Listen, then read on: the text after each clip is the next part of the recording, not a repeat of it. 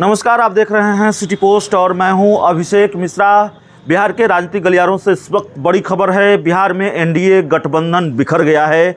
2022 के उत्तर प्रदेश विधानसभा चुनाव के बाद इस बात के पूरे आसार नज़र आ रहे थे और पूरे चुनाव के दौरान ये कहा जा रहा था कि यूपी चुनाव नतीजों के बाद इसका असर बिहार की राजनीति पर पड़ेगा। और जो सबसे बड़ा सवाल था कि मुकेश सहनी क्या कदम उठाने वाले हैं या मुकेश सहनी को लेकर बीजेपी क्या कदम उठाने वाली है।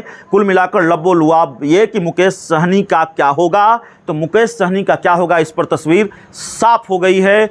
मुकेश सहनी को एक तरह से बाहर का रास्ता बीजेपी ने दिखा दिया है एनडीए से, या फिर मुकेश सहनी को के लिए एनडीए से बाहर जाने के सिवाय कोई दूसरा रास्ता बीजेपी ने नहीं छोड़ा है। ये बात इसलिए क्योंकि बोचहां सीट पर बीजेपी ने सस्पेंस खत्म कर दिया है। बोचहां सीट पर अपने उम्मीदवार के नाम का ऐलान बीजेपी ने कर दिया है। बेबी कुमारी को, सिटी पोस्ट ने ये खबर आपको पहले भी दिखाई थी, बेबी कुमारी उम्मीदवार हो सकती हैं बोचहां सीट से। और सिटी पोस्ट की खबर पर एक बार फिर मुहर लगी है, बोचहां सीट से बेबी कुमारी को उम्मीदवार बनाया है बीजेपी ने।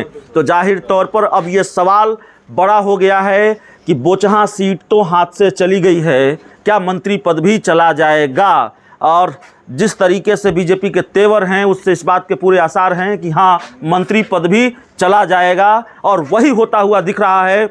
बीजेपी के सांसद अजय निषाद से एक बार नहीं कई बार हमारी फ़ोन पर बातचीत हुई और वो लगातार ये कहते रहे हमसे कि मुकेश सहनी ने अगर यूपी का मैदान नहीं छोड़ा तो उनके हाथ से बोचहां की सीट भी जाएगी, मंत्री पद भी जाएगा।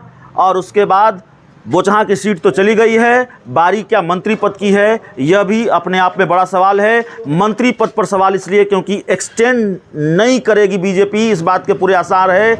उनका कार्यकाल पूरा कार्यकाल नहीं है, मुकेश सहनी का एमएलसी हैं तो मंत्री हैं, और एमएलसी के कार्यकाल को ये बीजेपी एक्सटेंड नहीं करती है तो मंत्री पद भी नहीं रहने वाला। तो इस पूरी खबर में इतना ही, इस पूरी रिपोर्ट में इतना ही। बहुत बहुत धन्यवाद।